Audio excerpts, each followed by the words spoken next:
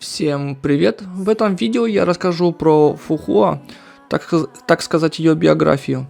Сейчас вот появится ссылка на видео, в котором я уже рассказал про Райден Мэй. Если ты смотришь меня впервые, посмотри другие видео на моем канале и подпишись. А теперь переходим к Фухуа. Сначала начнем с личности. Фухуа обладает стоическим, отсужденным и холодным характером. Она очень послушна, до такой степени, что все еще следовала за доктором Мэй, даже когда та все еще злилась на нее за смерть капитана Химека. Однако она добра и уважительна к своим друзьям и товарищам, особенно к книге Фуси, самой Фуси, Нува, Су и даже Кевину Касване. Но после того, как 14-й апостол победил Моз и выжившие в предыдущей эре очнулись от криосна, она изменилась. У нее раздвоение личности из-за ее бесчисленного количества воспоминаний. Она была настолько привязана к долгу, что забывала спать и есть в течение нескольких дней. И ей стало еще хуже. После смерти Фуси и Нува, Хуа так сильно ненавидела Ханкай, что создала правило, которое она и ее ученики должны были следовать. Нет пощады испорченным. Никакой пощады. Это, казалось бы, простое правило привело к гибели тысячи людей и сделало многих учеников Хуа, такими как Линь Джао Юй, сиротами. Хуа также стала очень одинокой из-за того, что она была бессмертной и все ее друзья умирали от старости. Поэтому она начала полностью избегать людей. Возраст плюс 50 тысяч лет. Минимум 15 лет во время первой цивилизации. День рождения 9 февраля. Рост 1 метр 65. Вес 53 килограмма. Другие псевдонимы. CM014. Имя испытуемого. MSA 2009 Хуа. ИД отряда огненных мотыльков. Immortal Imperia. Или же Celestial. Ну или небожительница. Фухуа была членом организации огненных мотыльков около 50 тысяч лет назад, последней цивилизации. Она одна из немногих, кто выжил против финального апостола. Позже она стала хранительницей Шэньчжоу, за десятилетия стала известна как Небесная, бессмертная среди других имен, и посвятила свою жизнь уничтожению Ханкай. Продолжим с историей. В предыдущую эпоху, 50 тысяч лет назад, будучи дочерью мастера додзё боевых искусств, госпитализированного после нападения зомби, живущая в трущобах своего родного города, она была застенчивой и одинокой девушкой, которая только начинала учебу в новой школе. Во время одной из своих прогулок после школы она спасла энергичную девушку от нескольких зомби, и они смогли благополучно сбежать, вскоре подружившись после этой встречи. После этого, когда жизнь Фухуа уже не может быть лучше, происходит третье извержение Ханкай. Город был разрушен, и она, убегая, была спасена капитаном Химека, человеком, который научил ее, как противостоять Ханкай. К сожалению, капитан Химека стала 8-м огненным апостолом, в результате чего погиб весь ее отряд номер 5, кроме Фухуа, оставив ее, чтобы другие члены МОЗ избегали ее, и даже получила прозвище «маленькая птичка огненной ведьмы». Некоторое время спустя, в миссии, которая не должна быть сложной, отряд, набранный для этой миссии, столкнулся с зверем Ханкай класса Император Ганеш.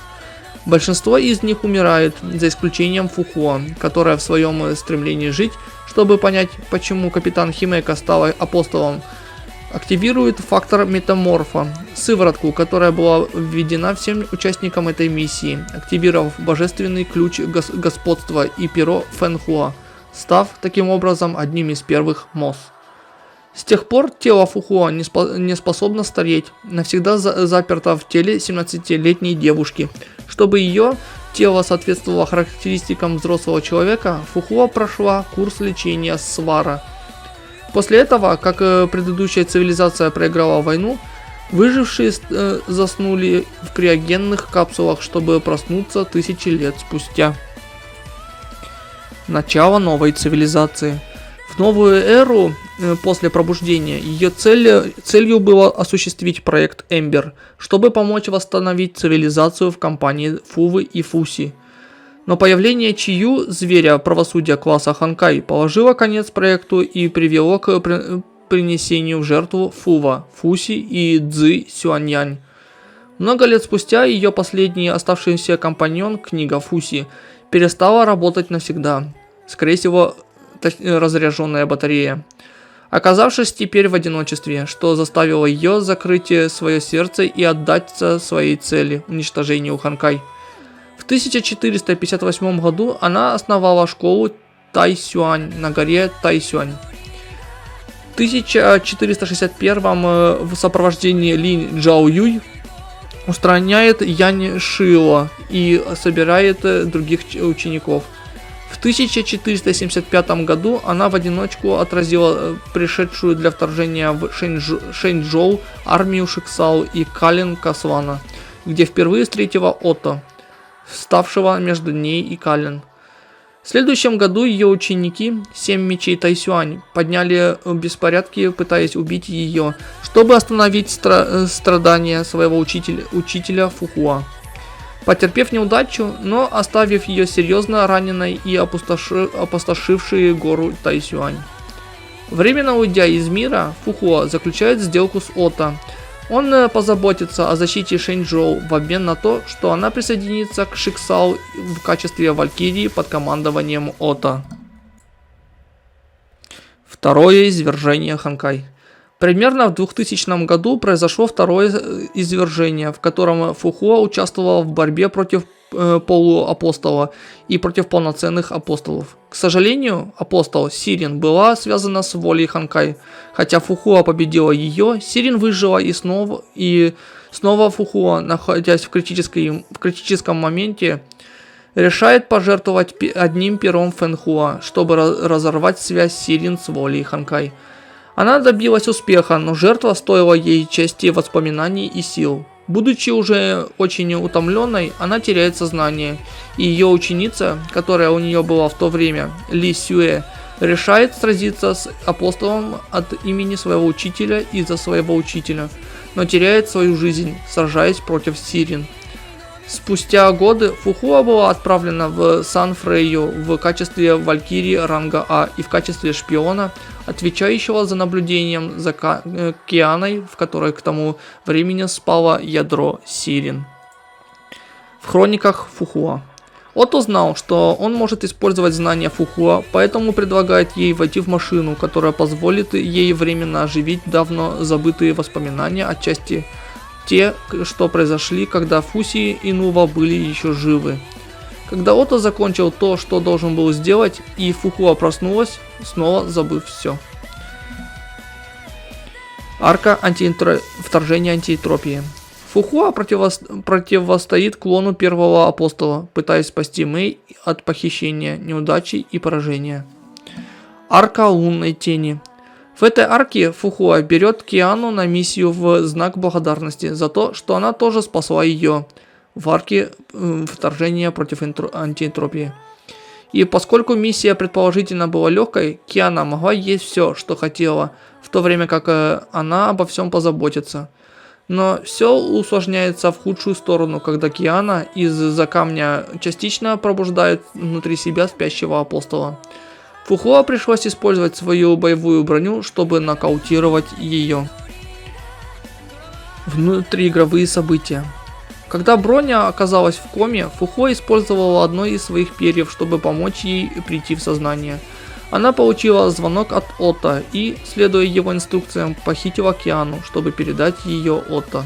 Во время битвы при Шиксао, когда Сирин проснулась и услышала инструкции, которые получила Рита, она поняла, что Отто обманул ее и вмешалась, чтобы позволить Мэй, Броне и Терезе сбежать после того, как Отто вмешался, чтобы помешать апостолу убить Фухуа.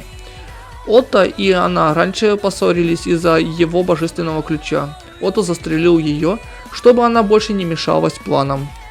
Прежде чем Отто убил Фухуа, она использовала нулевой режим пера Фэнхуа, чтобы перенести свою душу в одно из перьев, что позволило ей прийти на помощь Химека, а позже и Броне, которая оказалась в ловушке, в которой она оказалась из-за серого змея, а также связана с Кианой.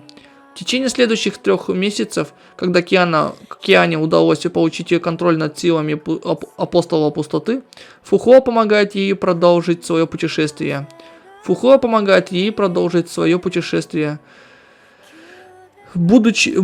и Киана будут сотрудничать более месяца, расследуя события, произошедшие в городе Арк.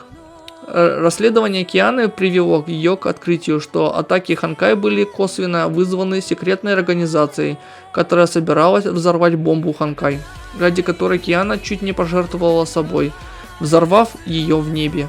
Дюрандал, пользуясь преимуществом, захватила ее и доставила на африканскую базу Шиксал, базу, которую атакует Кевин Каслана. Фухуа, чтобы помочь Киане сбежать, остается, чтобы остановить Кевина. Терпит поражение, но достигает своей цели, засыпая в перья. Его забирает Кевин. После этого Ото восстанавливает тело Фухуа, но в ней рождается другое существо – Апостол.